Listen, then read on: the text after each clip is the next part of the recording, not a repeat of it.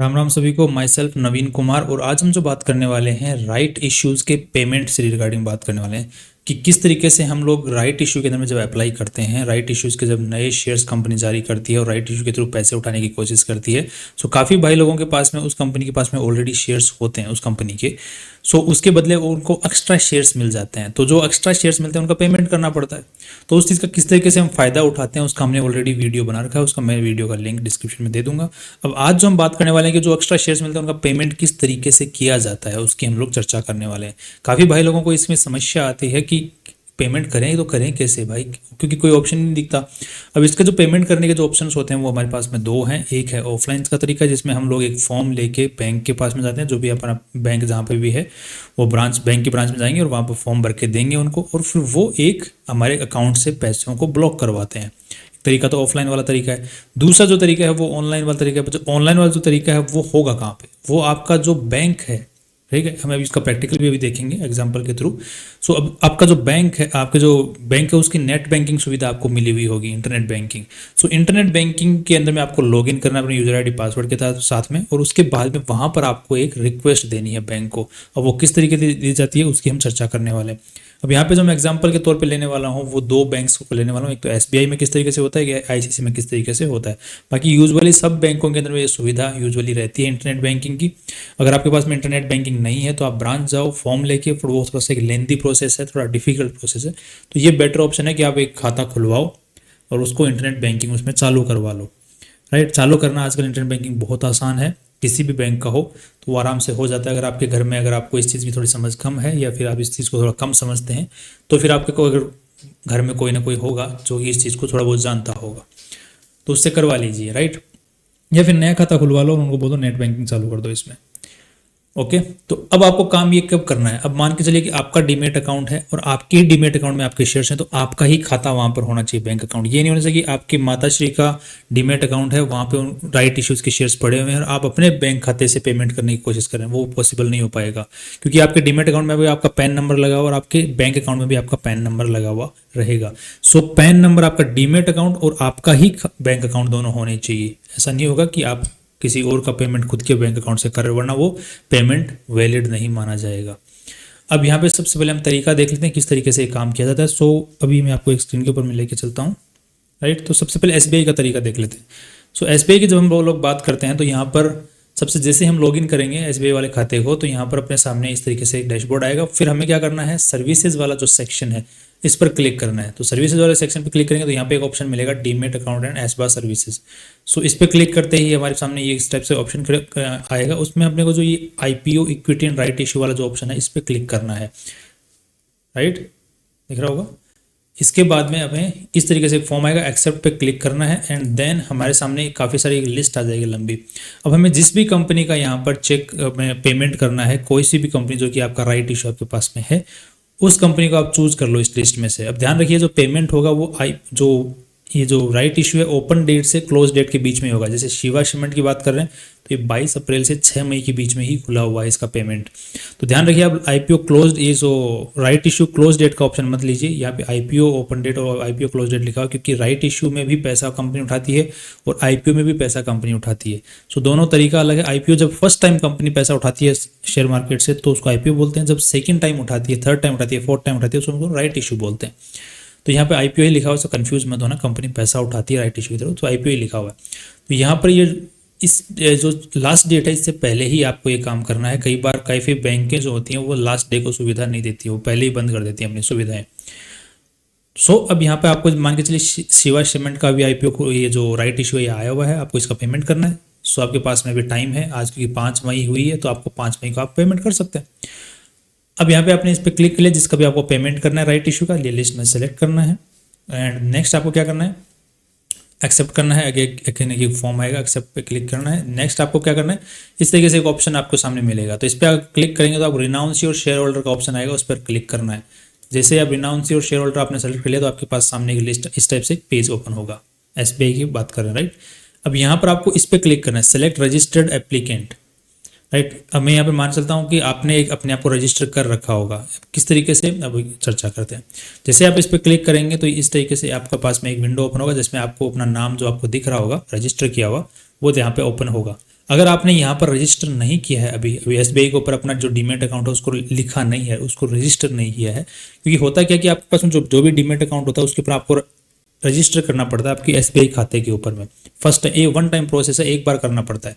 सो अगर आपने नहीं कर रखा है तो आपको क्या करना है, if you have not added applicant, तो यहाँ पर इस पर आपको क्लिक करना है। जिससे ही आप इसके ऊपर में क्लिक करेंगे तो ऐसा एक ऑप्शन क्लिक होगा। अब ध्यान रखिए कि एसबीआई के अंदर में दो तरीके के पासवर्ड होते हैं, एक तो होता है लॉगिन पासवर्ड, एक होता है प्रोफाइल पासवर्ड। अगर कोई एसबीआई की नेट बैंकिंग यूज़ करता है तो उसको पता है, अगर नहीं है आपके पास अभी आप चालू करने वाले तो आपको एक प्रोफाइल पासवर्ड और मिलेगा। तो प्रोफाइल पासवर्ड आपको यूज़ करना है। प्रोफाइल पासवर्ड यूज़ करते ही अगर नहीं है profile password, forget profile password कर दो और ओटीपी वगैरह 2-4 मांगेगा, उसके बाद में प्रोफाइल पासवर्ड रीसेट कर लो। उसके बिना आप ये जो इन्फॉर्मेशन है एसबीआई में नहीं दे पाएंगे। नेक्स्ट आपको जैसे ये पासवर्ड आप लगा देंगे उसके बाद में नेक्स्ट करके आपको ये इस टाइप से एक फॉर्म आपके सामने खुलेगा। इसमें आपको आपका नाम, जो आपका डीमेट अकाउंट में जो नाम है सेम ही होगा, क्योंकि पैन कार्ड पे ही डीमेट अकाउंट खुला और पैन कार्ड आधार कार्ड से ही बैंक अकाउंट खुलता है, तो सेम ही नाम होगा। और बेसिकली कई लोगों को कन्फ्यूजन रहता है कि कई बार बैंक अकाउंट में पुराना बैंक अकाउंट खुला रहता है तो नाम थोड़ा सा अलग होता है। सो कोई दिक्कत नहीं है, वहाँ पर आपको जो डीमेट अकाउंट में जो नाम है वो लिखना है। डीमेट अकाउंट में जो भी नाम है राइट, वो स्पेलिंग लिखनी है सेम। तो यहाँ पर आपको और डीमेट अकाउंट में जो नाम लिखा होगा वो आपके पैन कार्ड वाला ही होगा, यूजुअली वही होता है। सो पैन कार्ड में जो नाम लिखा हो, डीमेट अकाउंट में जो नाम है वो आपको यहाँ पर लिख लेना है। फिर pan card number, confirm pan card number. यहाँ पर एनएसडीएल सीडीएसएल दो ऑप्शन है आपके सामने, तो आपको कन्फ्यूजन अगर होता है तो यहाँ पर आपको दोनों में से कोई एक सेलेक्ट कर लेना है। अब बोलते हैं कि यार एनएसडीएल सीएसडीएल कैसे पता चले, तो अगर आपका डीमेट अकाउंट नंबर डीपीआईडी या बीओआईडी ये एक ही चीज़ है, डीमेट अकाउंट नंबर डीपीआईडी बीओआईडी, ये अगर कुछ भी लिखा हो तो वो डीमेट अकाउंट नंबर ही होता है। तो अगर वो डीमेट अकाउंट नंबर आपका 120 से स्टार्ट हो रहा है, इसका मतलब वो सीडीएसएल का अकाउंट है। अगर वो IN से स्टार्ट हो रहा है IN, सो वो एनएसडीएल का है। तो आपको अगर सीडीएसएल का है तो सीडीएसएल पे क्लिक करना है एंड आपको यहाँ पर आपको अपने आप को निक नेम दे देना है। जैसे आप सीडीएसएल पे क्लिक करेंगे एक नया ऑप्शन यहाँ पे खुलेगा जिसमें आपको वो जो 16 अंकों का एक डीमेट अकाउंट नंबर या फिर डीपीआईडी या फिर बीओआईडी 16 अंकों का होगा, उसको आपको पूरा लिख देना है। ठीक है, उसके बाद में आपको ऐड कर देना है। नेक्स्ट में आपको ओटीपी मांगेगा, ओटीपी डाल देनी है। जैसे ही आप ओटीपी डालोगे आप यहाँ पर अपने जो आपका नेट बैंकिंग वाला है यहाँ पर लिस्ट हो जाओगे, यहाँ पर आप ऐड हो जाओगे, रजिस्टर हो जाओगे। ये एसबीआई का प्रोसेस है जो थोड़ा लेंदी है, बाकी बैंकों का इतना लेंदी प्रोसेस नहीं है। इसमें वन टाइम रजिस्टर करना पड़ता है खुद को। जैसे ही आप यहाँ पर रजिस्टर कर लेंगे खुद को, तो उसके बाद में आप जैसे ही ये पेज खुलेगा फिर से अगेन, तो जैसे ही आप इस पेज पे क्लिक करेंगे तो यहाँ पे सेलेक्ट रजिस्टर्ड एप्लीकेंट पे क्लिक करेंगे और जैसे ये पेज खुलेगा उसके बाद फिर यहाँ पर अगर जैसे क्लिक करेंगे तो आपका नाम यहाँ पर आ जाएगा, जो निक नेम आपने सेट किया है वो यहाँ पर आपके पास ऑटोमेटिकली रिफ्लेक्ट हो जाएगा। जैसे आप उस पर क्लिक करके ग्रो करेंगे तो नेक्स्ट पेज में आपको इस तरीके से इन्फॉर्मेशन क्लिक हो जाएगी। यहाँ पे मैंने इन्फॉर्मेशन छुपा रखी है, तो यहाँ पर आपकी इन्फॉर्मेशन दिखना चालू हो जाएगी जो आपने रजिस्टर करते वक्त लिखी है। पैन कार्ड नंबर, आपका नाम, transaction type, beneficiary account number, आपका डीमेट अकाउंट नंबर है वो यहाँ पे आपको दिखना स्टार्ट हो जाएगा। अब आपको क्या करना है, सिंपली कि आपको यहाँ पर क्वांटिटी लिखनी है अपनी, कि आपके पास में जो REIT वाले जो शेयर्स हैं, सॉरी REU जो शेयर्स हैं, जो राइट इशू वाले जो एक्स्ट्रा शेयर्स आपको मिले हैं, या फिर आपने एक एक्स्ट्रा शेयर जो राइट इशू वाले जो शेयर्स एक्स्ट्रा खरीदे हैं शेयर बाजार से, क्योंकि कई अगर आपने उस राइट इशू वाले जो वीडियो में आपको डिस्क्रिप्शन में उसको आप देखेंगे समझेंगे तो आपको वो प्रोसेस समझ में आएगा कि किस तरीके से हम राइट इशू वाले शेयर्स खरीद सकते हैं अगर हमारे पास में ऑलरेडी शेयर्स नहीं है तो भी। तो अगर आपने जितने भी आपके डीमेट अकाउंट में आज के दिन RE लिखे हुए जो शेयर्स हैं शिवा कंपनी के, मान के चलिए आप ये शिवा की बात कर रहे हैं, अगर आपके फ्यूचर में जब आप वीडियो देखोगे तो उस वक्त कोई और कंपनी का नाम होगा, तो जितने भी RE वाले शेयर्स हैं उनकी आपको नंबर ऑफ शेयर्स यहाँ पर लिख देने हैं। आप एक्स्ट्रा भी लिख सकते हो, कोई दिक्कत नहीं। अगर आप मान के चलिए आपके 500 शेयर्स हैं, 10 शेयर्स हैं, 50 शेयर्स हैं, आप बोलते हो 50 शेयर्स हैं मान के चलो एग्जाम्पल, और आप 60 शेयर भी लिख देते हो यहाँ पे, कोई दिक्कत नहीं, 60 भी लिख दो। नेक्स्ट आपको प्राइस कितनी है, प्राइस क्या है यहाँ पे 40 रुपीज़ प्राइस सेट के रखी इस राइट इशू की, और ऑटोमेटिकली यहाँ पे अमाउंट ऑटोमेटिक आ जाएगा। नेक्स्ट आपको क्या करना है, सबमिट पे क्लिक कर देना, इतना सा करके सबमिट पे क्लिक करते ही क्या होगा, आपसे इस टाइप से आगे कन्फर्मेशन मांगेगा कि आपने ये इन्फॉर्मेशन डाली है जो कि हम कन्फर्म करके यहाँ पे फाइनल कर रहे हैं। जैसे ही आप इस पर क्लिक करोगे नेक्स्ट आपसे OTP मांगेगा, और कन्फर्म पे OTP कन्फर्म करते ही आपका जो पेमेंट है राइट इशू का वो हो चुका है। राइट, ठीक है। अब ये क्या होगा, ऑटोमेटिक कंपनी के पास में पेमेंट पहुंच जाएगा और आपके पास में जो राइट इशू वाले जो आपके डीमेट अकाउंट में शेयर्स हैं वो ऑटोमेटिक पूरे फुल फ्लेज शेयर्स में कन्वर्ट हो जाएंगे ऑटोमेटिक। तो ये एक तरीका ये तो हो गया एसबीआई का तरीका। नेक्स्ट जो तरीका है वो है आईसीआईसीआई का।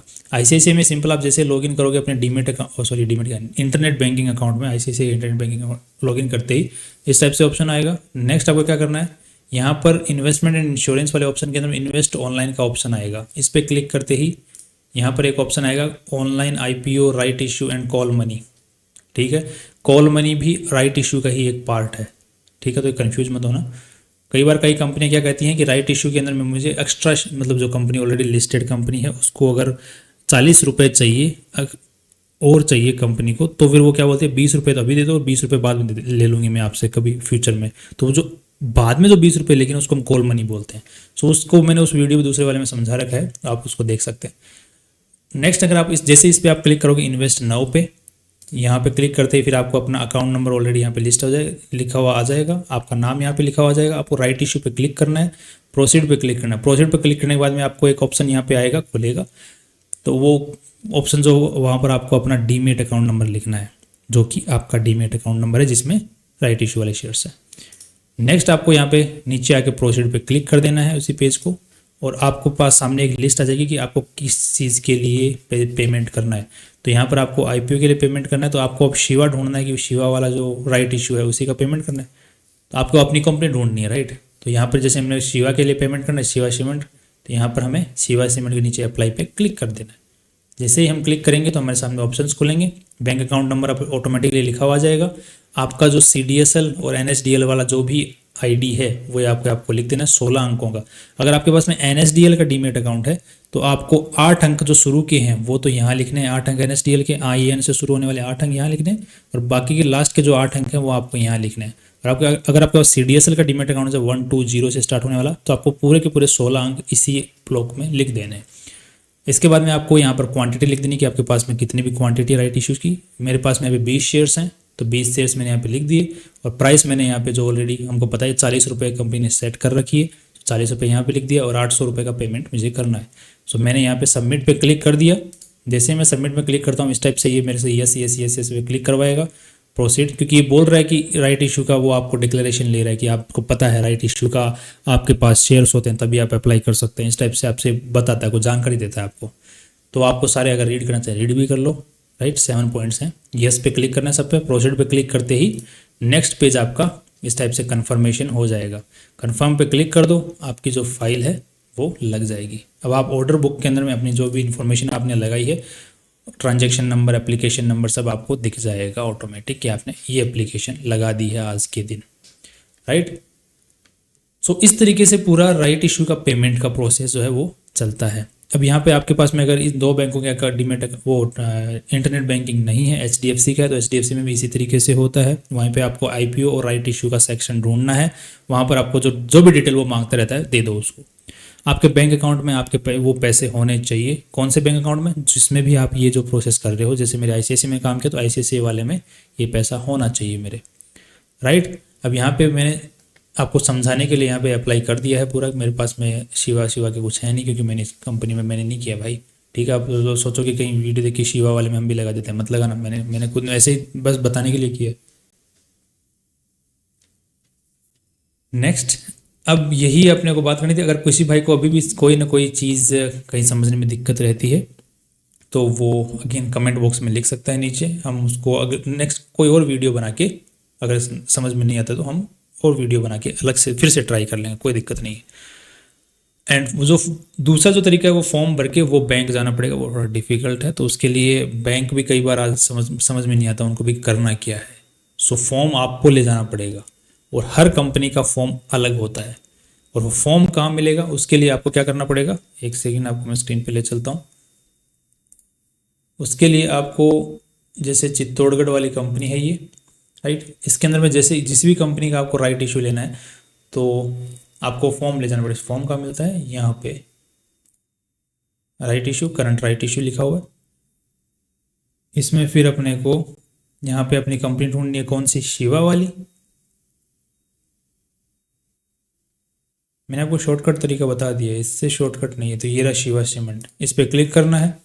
इस पर क्लिक करते ही ये राइट इशू की पूरी इन्फॉर्मेशन अपने सामने है। इसके साथ में हमें इसका रजिस्ट्रार ढूंढना, रजिस्ट्रार कौन है इस कंपनी का। तो जो भी कंपनी जब पैसे उठाती है तो कोई ना कोई रजिस्ट्रार सेलेक्ट करती है। तो रजिस्ट्रार कौन है इसका? रजिस्ट्रार है के फिनटेक लिमिटेड। सो हमें क्या करना है, सीधा इस पर जाना है, के फिनटेक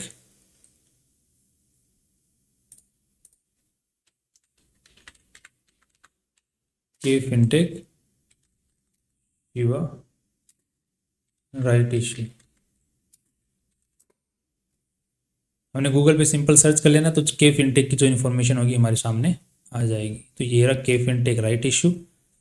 इसमें हमें लिस्ट में सेलेक्ट करना है अपनी कंपनी जिसका भी हमें चाहिए। तो ये रहा शिवा सीमेंट लिमिटेड, इस कंपनी का ये रजिस्ट्रार है। इस पर क्लिक करेंगे गो पे। यहाँ पर हमें एक फॉर्म मिलेगा,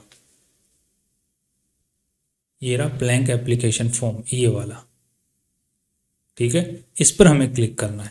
इस पर जैसे हम लोग क्लिक करेंगे तो हमारे सामने एक फॉर्म खुलेगा, I certified authorize to access this site, I confirm, investors in India only, and ये रहा ये फॉर्म। इस पर क्लिक करते ही ये फॉर्म खुलेगा। अब इसको क्या करना है, प्रिंट करना है। प्रिंट करके फिर फॉर्म को फिल करना है, फिल करके बैंक में जमा करवाना है। आधार और पैन कार्ड की कॉपी साथ में लेके जाना और वहाँ पर आपका पैसा ब्लॉक कर दिया जाएगा, ठीक है। तो ऑफलाइन वाला तरीका समझा दिया, ऑनलाइन वाला तरीका भी बता दिया। अब कभी भी दिक्कत रहती है तो फिर कमेंट सेक्शन में कमेंट कर सकते हैं। Always happy to help and see you tomorrow.